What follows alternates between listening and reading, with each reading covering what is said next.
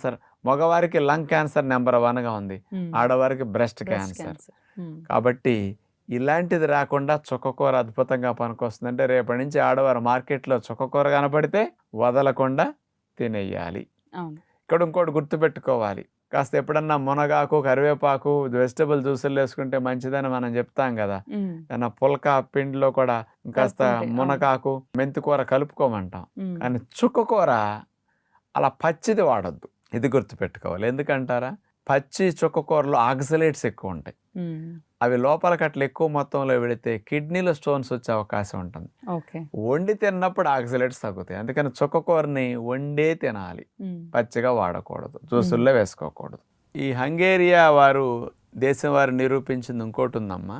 ఈ చుక్కకూరలో ఉండే phenolic acids, ట్రైటర్పిన్స్, యాంతోక్వినోన్స్ ఇట్లాంటివన్నీ యాంటీ